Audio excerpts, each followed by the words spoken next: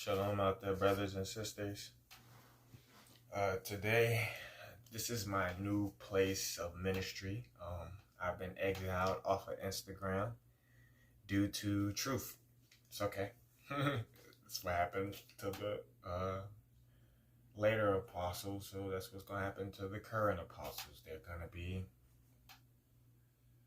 tracked down, I guess, or watched with the all-seeing eye. But today, we're going to be talking about repairing Jerusalem. Somebody will say, how you going to repair Jerusalem and you in America? Because I'm actually talking about Jerusalem, the people of Jerusalem. To be specific, the people of Judah. To be even more specific, I'm talking about Judah, Benjamin, Levi, and Simeon. I'm talking about the southern kingdom of today's Jerusalem. We're not in Jerusalem. We're elsewhere. But the residue is still upon us. We have the problem, the residue of the problems of our falling is still upon us. So today we're going to be talking about repairing Jerusalem. So let's get right into it. Go with me to Isaiah chapter 3. And it reads, For behold, the Lord of hosts, do taketh away from Jerusalem and from Judah the stay and the staff, the whole stay of bread and the whole stay of water. So what's getting ready to happen? The Lord is about to take away from Jerusalem and from Judah. He's finna take away from them. Okay. So what is he going to take away? He's going to take away, verse 2, the mighty man and the warrior, the judge and the prophet and the prudent and the ancient, the captain of 50 and the honorable man, and the counselor and the cunning artificers and the eloquent orators. And I will give children to be their princes, and babes shall rule over them. And the people shall be oppressed, every one by another, and every one by his neighbor. The child shall behave himself proudly against the ancient, and the base against the honorable. When a man shall take hold of his brother of the house of his father, saying, let me read text again. When a man shall take hold of his brother of the house of his father, saying, Thou hast clothing, be thou our ruler, and let this ruin be under thy hand. In that day shall he swear, saying, I will not be an healer, for in my house is neither bread nor clothing. Make me not a ruler of the people. For Jerusalem is ruined, and Judah is fallen. Does that not ring a bell? Does that not ring a bell when he says, what did he talk about the name? He said, and the people shall be oppressed. He said, first off, the people are oppressed. This is verse 5. Every one by another. So the people oppress each other. And everyone by his neighbor. They oppress. The child shall behave himself proudly against the ancient, and the base against the honorable. The child shall behave himself proudly against the ancient. So the child shall feel like he's over the parent. The child shall feel like he's over the parent. That's what he's saying is going to happen to Jerusalem. This is what he's saying is going to happen to Jerusalem. This is residue on us, on the people of Jerusalem. Okay? I want you to think about specific neighborhoods. In what neighborhood is a specific people oppressing their same people? In what neighborhood is a specific people taking a substance and selling it to their own people? That is an example. That is an example. I don't even really, because that is the base example of repairing. Taking a substance and giving it to your own, say your aunt. That literally happens. A nephew will sell drugs to his aunt. Crack, cocaine. She a junkie. He'll sell it to his aunt.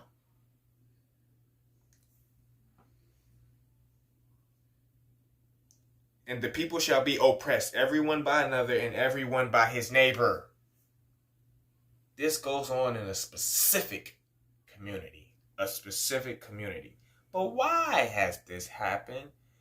Verse 8. For Jerusalem is ruined, and Judah is fallen, because their tongue and their doings are against the Lord, to provoke the eyes of the glory.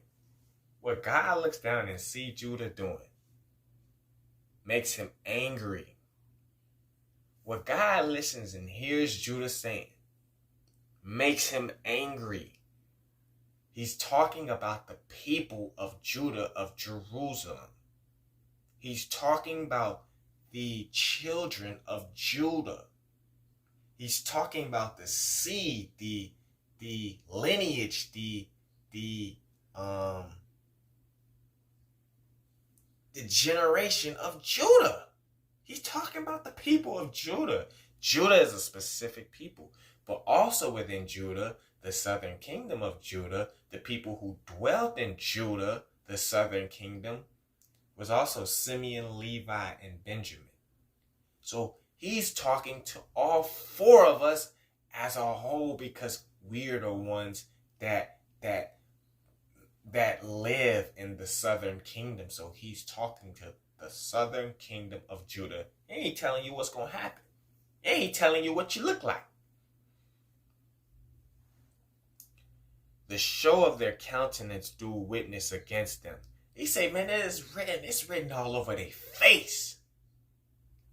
You could just look at them and tell that's Judah. It's just written all over their face. And they declare their sins as Sodom. They don't even hide. I'm finna go sell this crack in the street. I'm finna go rap about selling crack on this record. I'm finna go kill in the street, broad daylight. I'm finna rap about it. I'm finna put it in these movies. I'm finna declare my sin as Sodom and hide it not. Woe unto their soul, for they have rewarded evil unto themselves. But say unto the righteous, for you that's living righteous, that it shall be well with him, for they shall eat the fruit of their doings. Boy, you better make a 180. Because if you doing evil, you going to reap evil. But if you do good, because I have done evil, and I have reaped evil. But let me tell you, when you do good, you're going to reap good, and some bad things are going to happen. Just because you choose to be good. It's the way life goes, man. The righteous suffer for being righteous. Why do you think Christ suffered? It's the way this world go, man. This world love evil. So they're going to persecute you for being righteous. Especially when somebody's trying to make you the most evil thing on the earth. As for my people, children are their oppressors and women rule over them. Yes, they do. They try to. We're going to get into that too. Oh, my people, they which lead thee cause thee to err and destroy the way of thy paths. The Lord standeth up to plead and standeth up to judge the people, his own people, the apple of his eye. He's standing up. He getting off his throne to judge them. I got to do something about them. They getting too out of hand. Oh, yeah, he did something too. He put you on ships and sent you across the water. That's what he did. Let's get into that. The Lord will enter into judgment with the ancients of his people and the princes thereof. For ye have eaten up the vineyard, the spoil of the poor is in your house. What mean ye that you beat my people to pieces and grind their faces of the poor, saith the Lord? Why are you raping your own people? Who do you think you are to rape your own people? Moreover, the Lord said,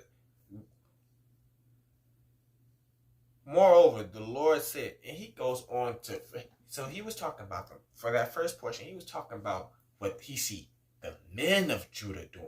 But look, let's go on to 16. Moreover, the Lord said, because the daughters of Zion are haughty and walk with stretched forth necks and wanton eyes. walking and mincing as they go, and making tinkling with their feet. Therefore, listen to this. You hear how flamboyant and pizzazz the daughters of Zion are walking through? Look what the Lord said He's gonna do. Therefore, I need you to identify what I'm saying. I need you to put these things on a specific people, because this is talking about a specific people. But look at this 17th verse.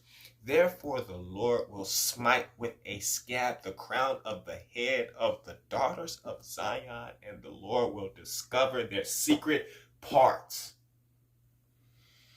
He said He gonna smite their head, the scab of their head. You know what that means?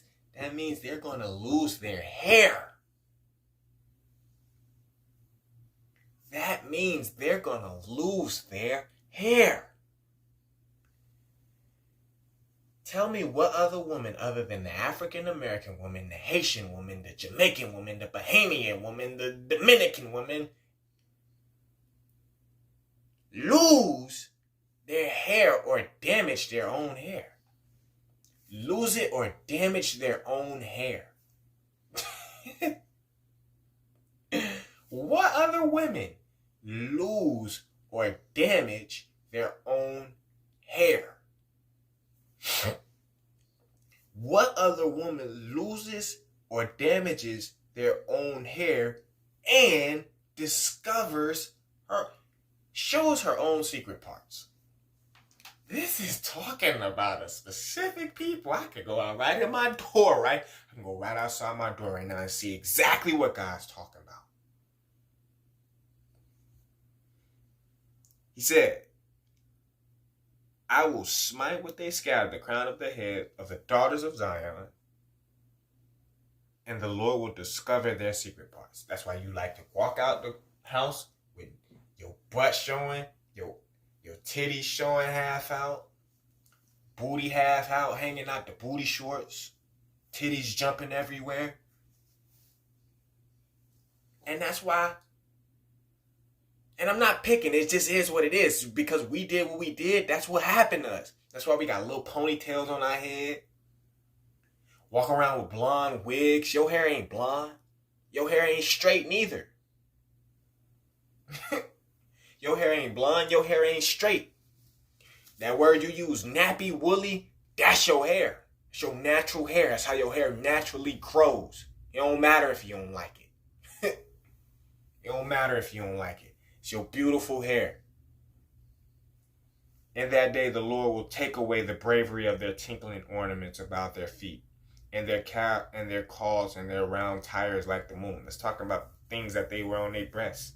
The chains and the bracelets and the mufflers, the bonnets and the ornaments of the legs, and the headbands and the tablets and the earrings, the rings and the nose jewels, the changeable suits of apparel. This is all the stuff y'all do. It's all the stuff y'all do, literally.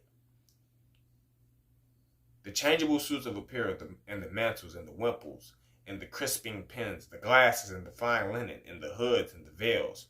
And it shall come to pass that instead of a sweet smell there shall be stink, and instead of a girdle, a rent, and instead of well set hair, baldness, and instead of a stomacher, a grinding of sackcloth, and burning instead of beauty.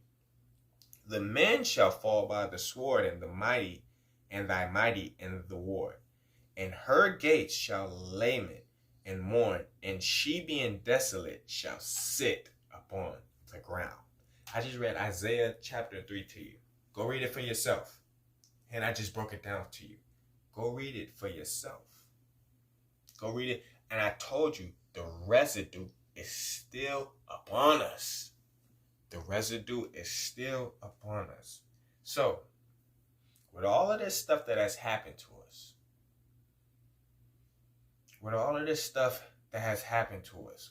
what do we do? Well, you find out, okay, we need order. So we're point of order. Mr. Eric Mays, point of order. I want order. We need order. So let's go to 1 Corinthians 11, chapter 3rd verse. And it says, but But I would have you know that the head of every man is Christ. Every man. Every man. Like it's when it's saying Revelations, every nation, tribe, kindred, and tongue. This ain't just only saying Judah. This ain't just only saying Simeon. This ain't just only saying Levi. This ain't only just saying the black man. This ain't only just saying the native man. This ain't only just saying the white man. This is saying the Chinese man. It says the head of every man is Christ. And the head of the woman is the man. And the head of Christ is God. That's the order. If you need the order again, 1 Corinthians 11 chapter, 3rd verse. Now, as you can see, God just released a judgment upon the apple of his eye, Judah, Jerusalem. We like to call it the capital of the world. It's where the Savior was born of the people. So, what happens when you don't obey this order or break this order? What happens when you don't obey this order or you break this order? Let's go to Genesis chapter 3. Now the serpent was more subtle than the beast of the field which the Lord God had made. And he said unto the woman, Yet hath God said, Ye shall not eat of every tree of the garden. And the woman said unto the serpent, We may eat of the fruit of the tree of the garden. But of the fruit of the tree which is in the midst of the garden, God has said, Ye shall not eat of it, neither shall ye touch it, lest ye gon' die. You gon' die. Unless you gon' die. And the serpent said unto the woman, Ye shall not surely die. Let me just let you know, this serpent, the woman is obviously not around her man. This woman, I told you, the head of every man is Christ. The head of the woman is the man. This woman is obviously not around her man. She's over here talking to the serpent. Who is the serpent? The serpent would be the side nigga. Yeah, I said that. The serpent would be your side nigga. The nigga who you know what I'm saying, cheating with. That's the serpent getting in your ear. About to mess everything up. But let's look at this. For God doth know that in the days that you eat thereof, then your eyes shall be open, and ye shall be as gods, knowing good and evil. That ain't what was supposed. He telling her, but that's not the plan. That wasn't the plan. And the woman saw that. So after he just told her that, now she's looking, and now he didn't open up her mind. She didn't let the side nigga open up her mind, right? And when the woman saw that the tree was good for food, and that it was pleasant to the eyes, and a tree to be desired to make one wise, she took of the fruit thereof, and did eat, and gave also unto her husband with her, and he did eat. And the eyes of them both were open, and they knew that they were naked, and they sewed fig leaves together and made themselves aprons. So she ate of it, and then she decided to take some to her man and have him eat it. He probably ain't even know where it come from. She probably like, baby, here, try to. He better than no. Whoa, I'm naked. And they heard the voice of the Lord God walking in the garden in the cool of the day. And Adam and his wife hid themselves from the presence of the Lord God amongst the trees of the garden. And the Lord God called unto Adam and said unto him, Where art thou? And he said, I heard thy voice in the garden, and I was afraid, because I was naked, and I hid myself. And he said, Hold on.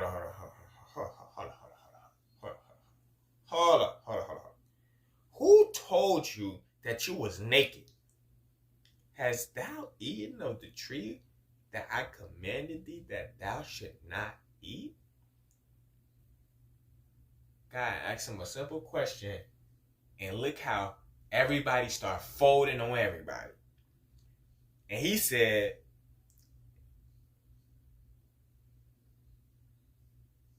And the man, this is verse 12. And the man said, the woman who thou gave to me to be with me, she gave me of the tree, and I did eat. And the Lord God said unto the woman, what is this that thou hast done? And the woman said, the serpent beguiled me, and I did eat. And the Lord God said unto the serpent, because thou hast done this, you are cursed above all cattle and above every beast of the field. Above thy belly, upon thy belly shalt thou go, and dust shalt thou eat all day of thy life. That's why the serpent is like one of the most scariest animals. You just think of it, and it's because it's cursed. And I will put enmity between thee and the woman, and between the seed and her seed. And it shall bruise thy head, and thou shalt bruise his heel. Unto the woman. Now the serpent just got its curse. Now it just got its judgment. God don't play. God judge. God judges for real. So the serpent just got his judgment. Unto the woman he said, I will greatly multiply thy sorrow and thy conception. Let me touch on that for just 1 second. This right here, unto the woman, because she took the fruit to Adam. I'm about to shed some light on something for you. Unto the woman he said, I will greatly multiply thy sorrow and thy conception. And sorrow shalt thou bring forth children, and thy desire shall be, and thy desire shall be to thy husband, and he shall rule over thee. Which is what we're supposed to do anyway. But when he said, I will greatly multiply thy sorrow and thy conception, and sorrow thou shalt bring forth children. That's why you have that thing every month that you have. Because of this. That thing that you have every month, your sorrows being multiplied greatly. That's why you have that every month.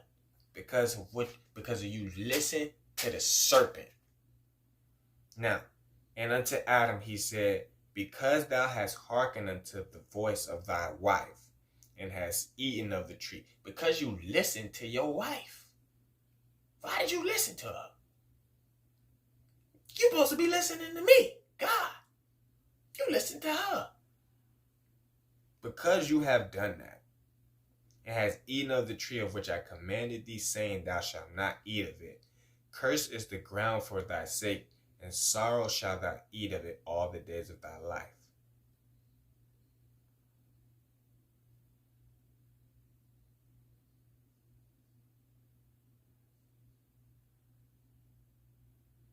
Thorns also and thistles shall it bring forth to thee, and thou shalt eat the herbs of the field.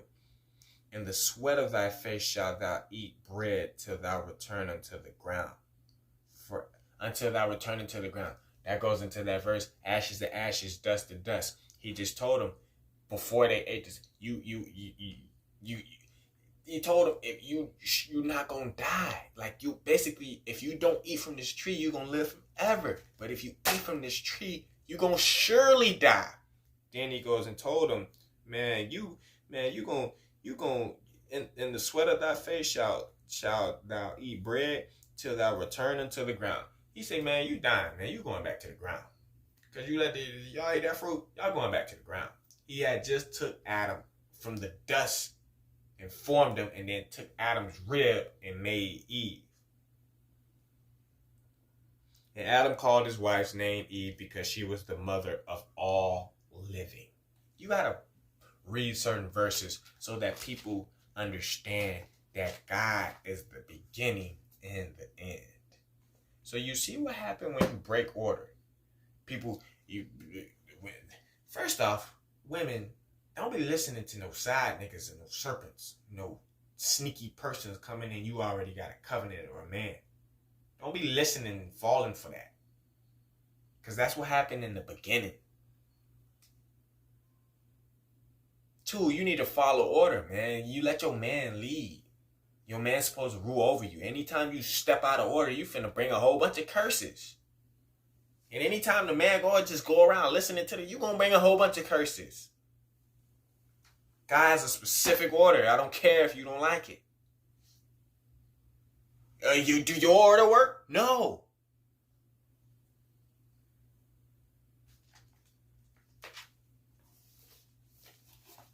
So, how do we repair this? This whole message was revolving around Ephesians chapter 5. Ephesians chapter 5 was so beautiful when I read it today. And I'm going to read the whole thing. Ephesians chapter 5. Because Adam only refers to Eve. One wife. Right?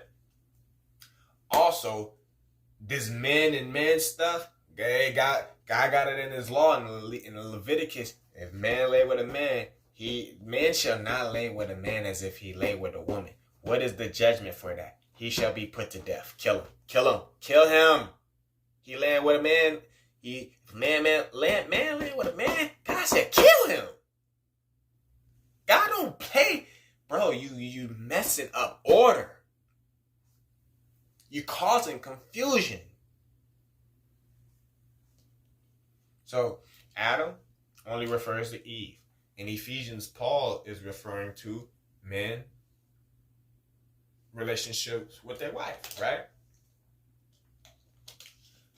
In the Mosaic law, it does let the Israelites know. It does tell the Israelites you can have another wife. It does say that.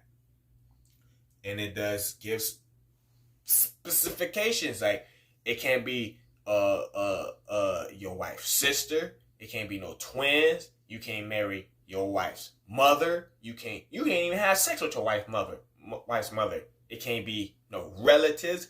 All of this stuff is in the law. This is real deal order. Even what I just told you about man to man, that's in the Mosaic law.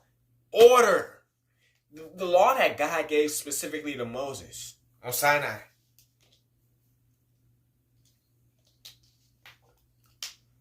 So, what I was getting to is, it is said that we can have, as Israelites, rivalry wives. You need to go find out. But reading Paul's and understanding the structure of the Bible, God really wants you to take one woman, bro, and become one. And I'm going to get into that because that's also in Ephesians 5. Take one woman and marry and be joined together with that one woman. You and that one woman become one flesh. Even though he said you can have a rivalry wife, don't play on that, bro. It's best if you take a rivalry wife and you go get another rivalry wife, and you go get another rivalry wife. Now you're lining almost. You falling into Solomon's playbook, which is also of Judah. And Solomon fell because of all of these women that he had. They turned his heart. So if you understand all of these aspects with men and women that are in the Bible, you should understand that, okay, man, I just need one woman, because anything outside of this one woman anymore is going to cause a whole lot of problems and a whole lot of curses. It just is what it is, man. God got a specific order. And if you step out of it, you can curse. Period. You're going to bring it up on yourself. You're not even going to have to do anything. You got a specific order. But let me read Ephesians 5, and then I'm going to let y'all be blessed, because this is how we repair Jerusalem. Everybody always talk about no, this is how we do it. It's in the Bible. It's in the Bible. Bring the word out. Be ye therefore followers of God as dear children. Listen to how I started that. I must say it again. Be ye therefore followers of God as dear children, and walk in love as Christ also had loved us and had given himself for us, an offering and a sacrifice to God for a sweet smelling savor. But fornication and all uncleanness or covetousness, let it not be once named among you, as becometh saints. Neither filthiness, nor foolish talking, nor jesting, which are not convenient, but rather giving of thanks. For this ye know, that no whoremonger, nor unclean person, nor covetous man who is an idolater have any inheritance in the kingdom of Christ and of God. You do those things, you don't have no inheritance. You have no place in the kingdom of God. You dwell in those things, you have no place in the kingdom of God. I'm not sugarcoating. It just is what it is. We need to hear this. If you do these things, whoremongering, unclean, goes for me too. Whoremongering, being an unclean person, a covetous man, an idolater. We have no inheritance in the kingdom of God. It just needs to be said. So that it forces you to make a decision on what I'm going to do, rather than letting you come up with your own doctrine, saying, making this evil thing good to you. You're playing yourself. I ain't going to let you do it, though. Now, you're going to have to block me. You're going to have to get away from me, overthrow me, silence me, kill me. Let no man deceive you with vain words. For because of these things cometh the wrath of God upon the children of disobedience. Be not ye therefore partakers with them. For ye were sometimes darkness, but now are ye light in the Lord. Walk as children of the light. For the fruit of the Spirit is in all goodness and righteousness and truth. For the fruit of the Spirit is in all goodness and righteousness and truth, proving what is acceptable unto the Lord. Proving what is acceptable. I just proved it. 30 minutes of proving. And have no fellowship with the unfruitful works of darkness, but rather reprove them. For it is a shame even to speak of those things which are done of them in secret. But all things that are reproved are made manifest by the light. For whatsoever doth make manifest is light. So for whatever do manifest, that is light. Wherefore he saith, awake thou that sleepest, and arise from the dead, and Christ shall give thee life. You gotta wake up, man. That's what he's saying. See then that ye walk circumspectly, not as fools, but as wise, redeeming the time, because the days are evil. He said you can redeem your time. How? By turning and being righteous. You're losing your time by not being living righteous. You're shortening your days. How can I redeem and get those days back? Live right. Wherefore be ye not unwise, but understanding that the will of the Lord is. And be not drunk with wine, wherein is excess, but be filled with the Spirit, speaking to yourselves in psalms, hymns, and spiritual songs, singing and making melody in your heart to the Lord, giving thanks always for all things unto God and the Father in the name of our Lord Jesus Christ, submitting yourselves one to another in the fear of God. Wives, submit yourselves unto your own husband as unto the Lord. For the husband is the head of the wife, even as Christ is the head of the church, and he is the Savior of the body. Therefore, as the church is subject unto Christ, so let the wives be to their own husband in everything. He's basically saying, wives, trust and listen to your man. Trust and listen to your nigga. Trust and listen to your Negro.